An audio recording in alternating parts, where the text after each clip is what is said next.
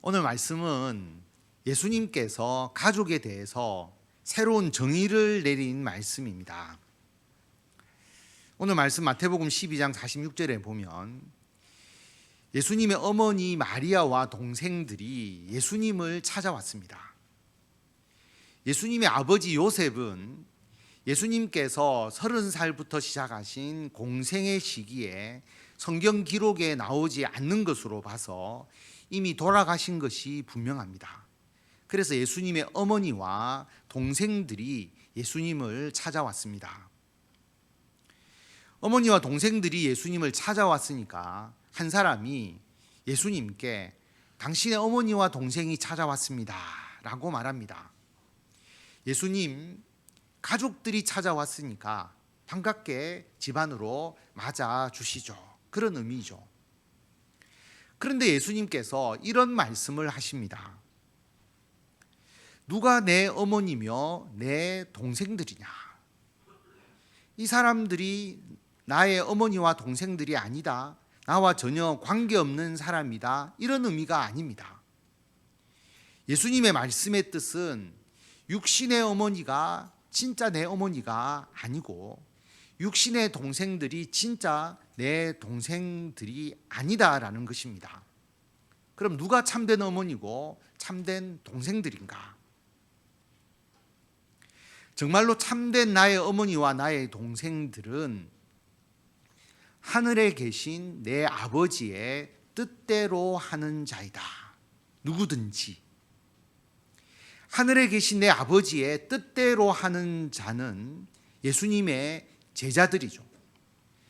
예수님께서 손을 내밀어 제자들을 직접 손으로 가르치시면서 나의 어머니와 나의 동생들을 보라.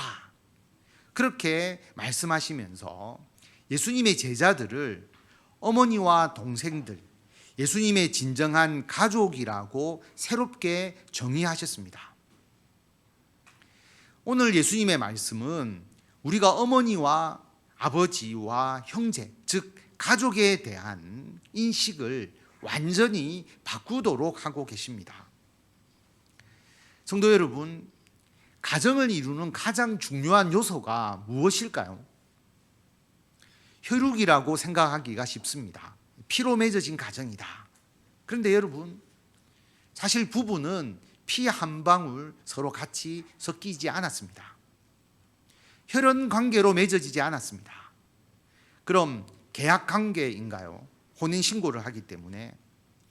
그럼 혼인 신고를 하지 못하고 살아가는 부부는 사실혼 관계, 부부 아닌가요? 실제 부부라고 할 수 있죠. 자녀는 혈연 관계로만 맺어졌나요? 그럼 입양한 자녀는 자녀가 아닙니까? 피 한 방울 안 섞였는데. 피를 나눈 부모와 자녀, 형제들도 사이가 틀어져서 서로 남남이 되어서 결별해서 사는 경우도 있습니다. 그럼 가족을 구성하는 가장 중요한 요소가 혈연 관계라고 할 수 있을까요? 가족은 혈연 관계로 이루어진 것이다. 100% 맞는 말은 아닙니다. 일부만 맞습니다. 그래서 예수님께서 예수님 믿는 사람들의 가족 관계에서 가장 중요한 것이 무엇인가? 그것을 오늘 말씀해 주고 있습니다. 다 같이 한 목소리로 읽도록 하겠습니다. 누구든지 하늘에 계신 내 아버지의 뜻대로 하는 자가 내 형제요, 자매요, 어머니이니라. 아멘.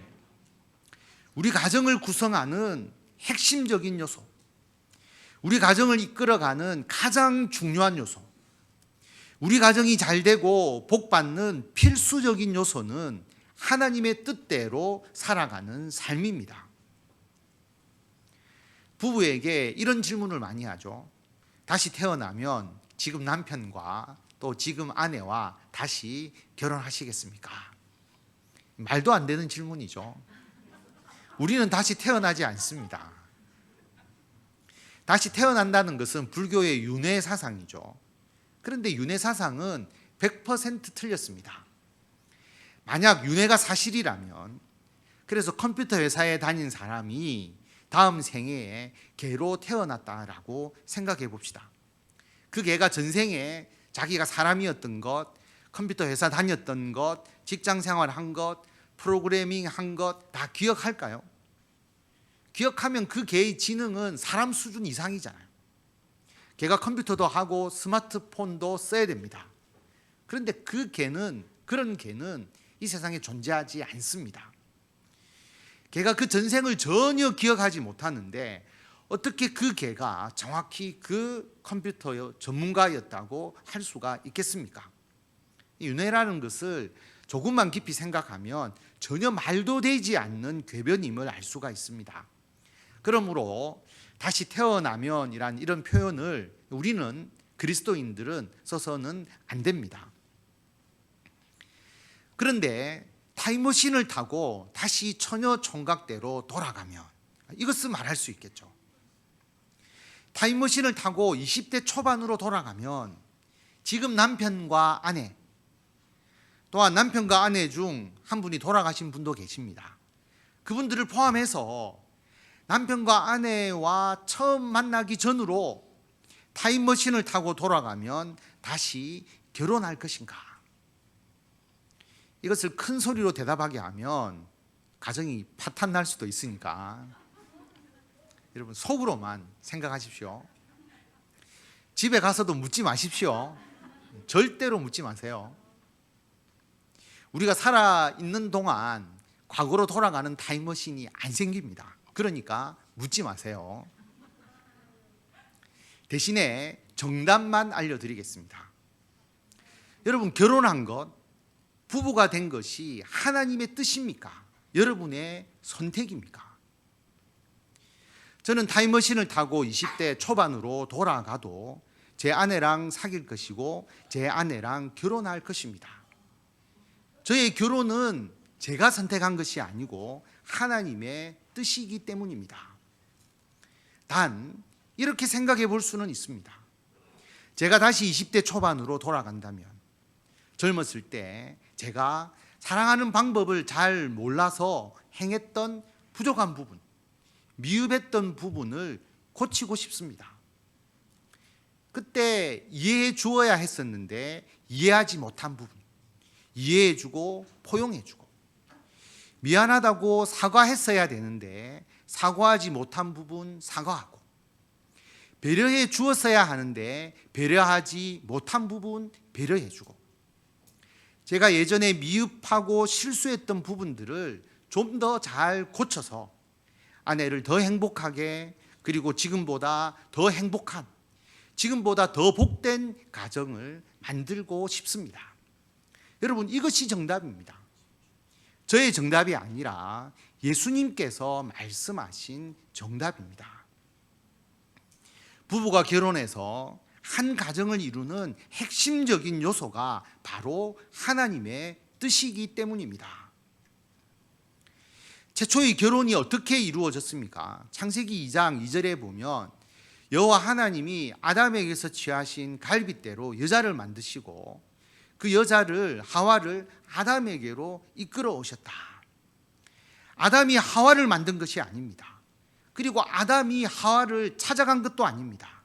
하나님께서 하와를 만드셔서 그 하와를 아담에게로 이끌어 주셨습니다. 아내가 남편을, 또는 남편이 아내를 선택한 것이 아니라 하나님께서 여러분에게 아내를, 남편을 이끌어서 주셨습니다. 그때 프로포즈를 거절했어야 되는데, 선보는 장소를 박차고 나왔어야 되는데, 그 선물에 넘어가서는 안 되는데, 비싼 것도 아니었는데, 그런 후회를 지금 하기보다 남편과 아내가 하나님께서 나에게 주신 돕는 배필임을 믿고 어떻게 하나님의 뜻을 따라서 살 것인지 고민하고 노력하고 기도하고 봉사하는 것이 훨씬 더 중요합니다.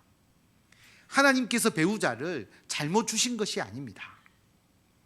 로마서 11장 9절 말씀을 보면 하나님의 은사와 부르심에는 후회하심이 없느니라. 부부가 된 것, 부부로서 가정을 이루고 살아가는 것, 하나님의 뜻이 가장 핵심입니다. 자녀들도 마찬가지입니다. 자녀를 내가 낳은 것이 아닙니다. 자녀의 성격, 외모, 내가 만든 것 아닙니다. 내가 만든다면 키도 크고 얼굴도 잘생기고 똑똑하고 공부도 잘하고 돈도 잘 벌고 아프지도 않고 성격도 좋은 완벽한 자녀를 만들려고 하겠죠.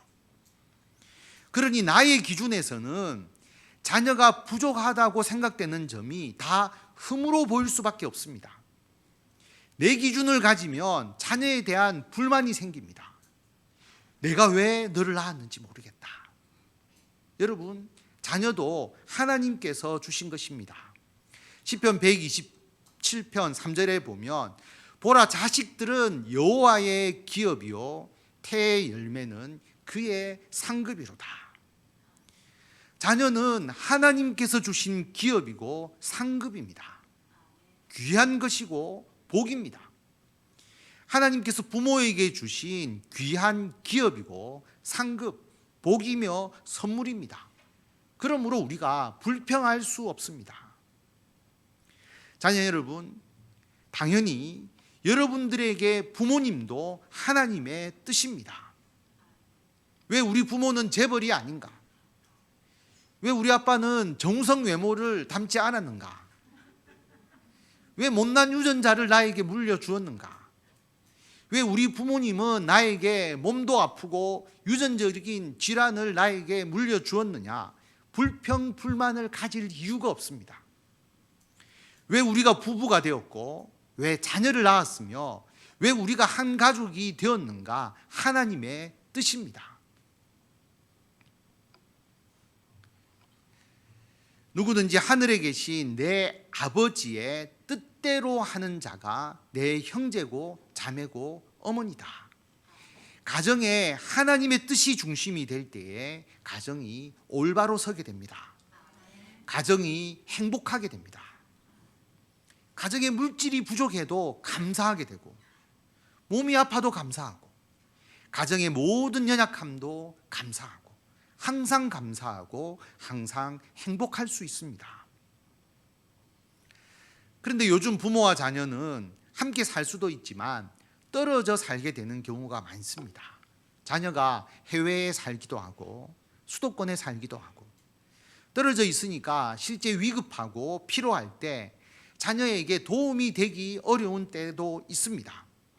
그래서 이런 말들 많이 하시지 않습니까? 3일만 탁 아팠다가 천국 가면 좋겠다.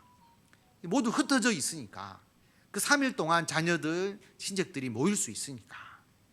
근데 요즘 자녀가 외국에 있으면 3일 만에 오기도 어렵잖아요.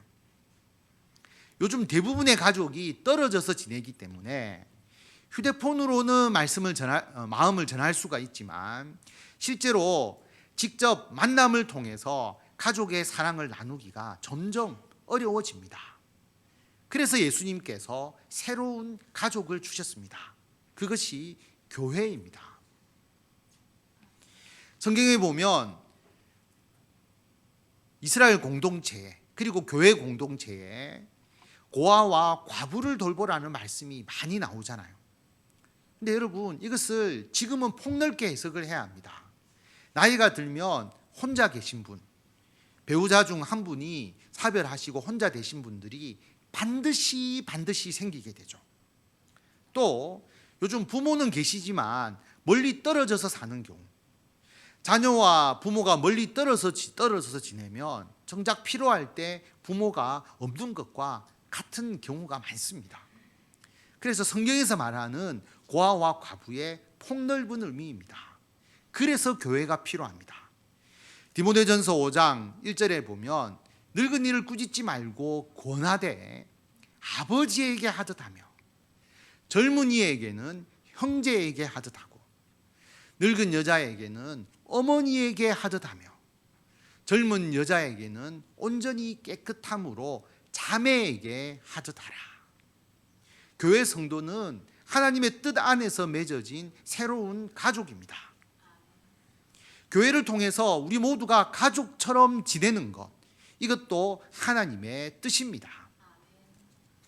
하나님께서 부부를 통해서 가정을 이루게 하시고 하나님께서 해운대 소정교회를 통해서 우리 모두가 새로운 영적 가족이 되게 하셨습니다. 믿으십니까? 그러므로 우리는 교회 어른을 아버지처럼, 성도들을 서로 형제처럼, 자매처럼, 청년들과 어린이들을 나의 자녀처럼 대하면서 그렇게 함께 해야 합니다.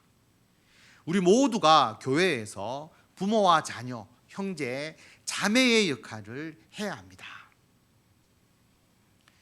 그러나 가정의 역할을 소홀히 하고 가정의 일을 교회에 떠맡기라, 그런 의미는 아닙니다. 디모데전서 5장 3절에 보면 참 과부인 과부를 존대하라. 그런데 만일 어떤 과부에게 자녀나 손자들이 있거든 그들로 먼저 자기 집에서 효를 행해서 부모에게 보답하기를 배우게 하라. 먼저 가정에서 자녀들, 손자, 손녀들이 섬기도록 하라라고 하는 겁니다. 이것이 하나님 앞에 받으실 만한 것이다. 그것이 부족하면 교회가 도우라고 하는 것이죠. 그래서 가정에서 먼저 역할을 하고 부족한 부분을 교회에서 담당하는 것입니다. 가정의 역할이 먼저입니다. 도와주는 사람이 따로 있고 도움을 받는 사람이 따로 있는 게 아닙니다.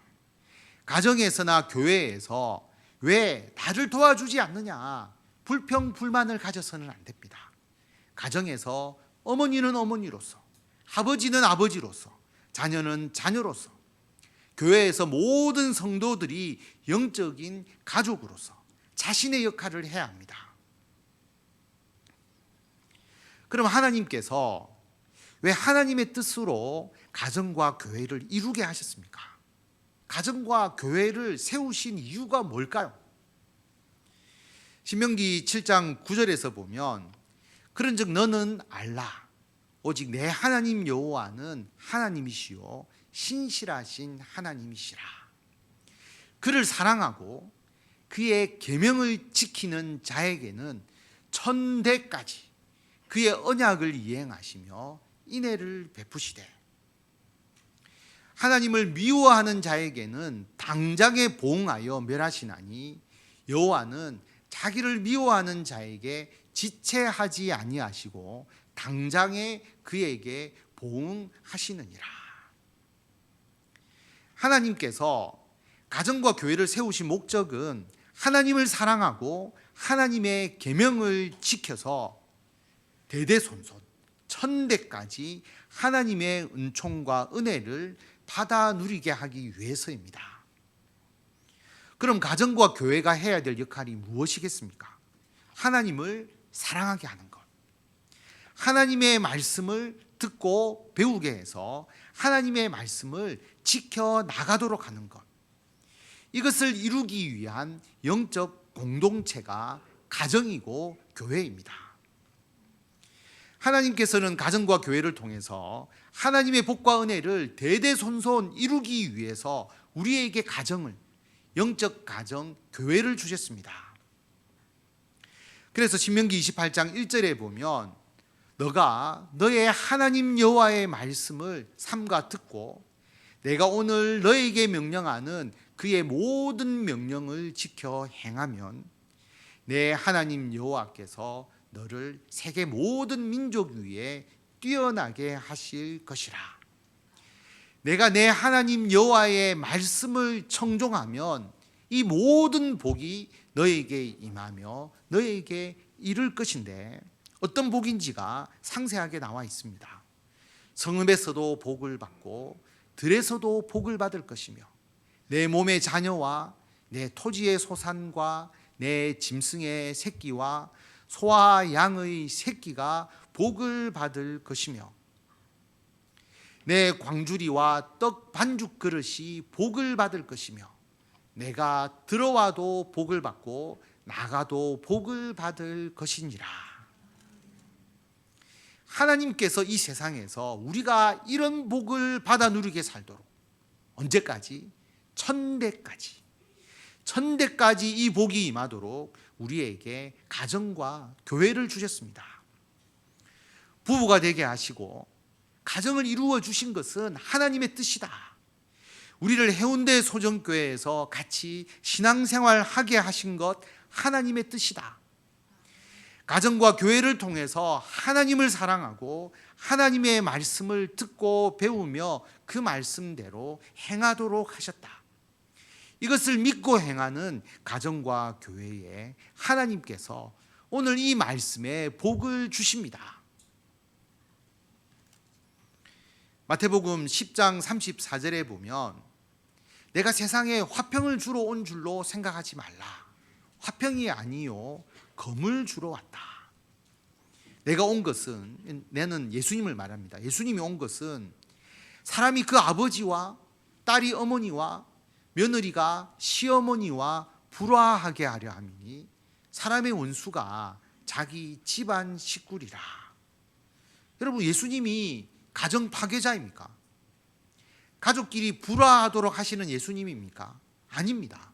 그럼 이 말씀의 의미가 무엇입니까?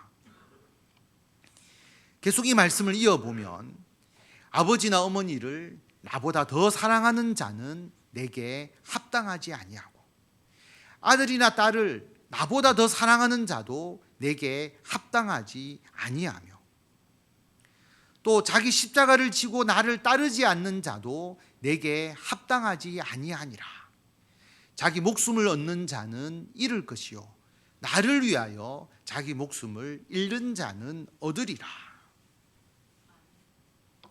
옛날 어른들 한 가정에 종교가 달라서는 안 된다, 그런 말씀 많이 하셨잖아요. 그럼 종교가 같으려면 부모님이 믿는 미신을 믿어야 하나요? 아닙니다. 부모님은 미신을 믿는데 자녀가 예수님을 믿게 되면 그 가정에 갈등이 생깁니다.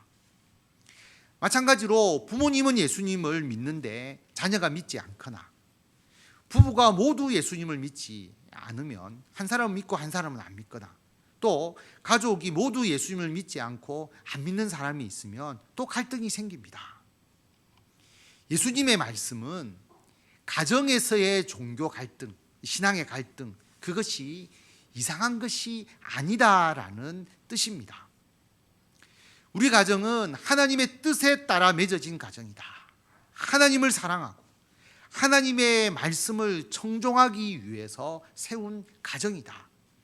가족 모두가 이것을 인정하지 않으면 신앙 문제로 가정에 불화가 생기게 됩니다. 예수님 때문에 갈등과 반목이 일시적으로 생길 수 있습니다. 여러분, 일시적입니다. 사입이 신천지가 있잖아요. 오래전 일인데 타 지역 분인데 제가 신천지 관련해서 글을 많이 쓰니까 어떻게 저와 연락이 닿아서 사연을 듣게 되었습니다. 임용고시 준비하던 딸이 신천지에 빠져서 공부를 그만두고 가출했다라고 하는 겁니다. 연락이 안 된다라고 하는 것이죠. 참 가슴 아픈 일입니다. 자기 딸을 신천지로 끌어들인 사람은 사촌 언니였는데 그 언니는 나중에 신천지가 잘못된 것인 줄 알고 빠져나왔는데 정작 끌려간 딸은 아직도 거기에 있다라고 하는 겁니다. 어머니의 마음이 얼마나 아프겠습니까? 여러분, 신천지가 예수님의 말씀을 지킨 것인가요? 가정의 불화, 예수님을 아버지와 어머니보다 더 사랑해서 가정을 버리고 신천지로 간 것인가요? 당연히 아닙니다. 신천지를 비롯한 이단과 사이비는 예수님을 믿는 신앙이 아닙니다. 뿐만 아니라 참 신앙이 아니니까 해결 방법도 틀렸습니다. 하나님과 예수님의 뜻은 가정 파괴가 아닙니다. 예수님의 말씀은 여러분의 가족 중에 아직 예수님을 믿지 않는 분이 있다면 일시적인 불화를 걱정해서 가정을 만드신 하나님의 뜻을 회피하지 말라. 신앙 문제에 눈을 감거나 외면하지 말라는 것입니다. 가족의 신앙에 무관심하지 말라.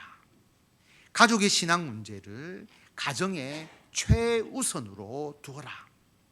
가족 모두가 하나님을 사랑하고 하나님의 말씀에 순종하게 하라.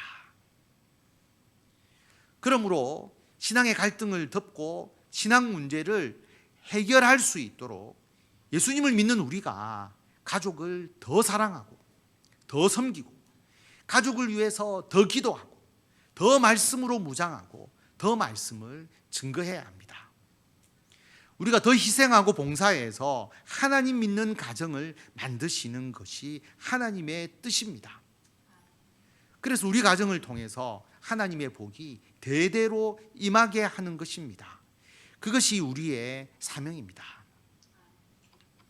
신천지에 빠졌다가 나중에 가정으로 돌아온 사람이 간증하는 것을 제가 들었는데, 제가 그 신천지에 빠졌을 때 얼마나 부모님에게 잘못했는지, 못되게 굴었는지 그때는 몰랐는데, 그 이단에서 빠져나와서 하나님 품에 안기니까 그것을 비로소 깨닫게 되면서 정말 회개하고 후회했다라고 하는 것입니다.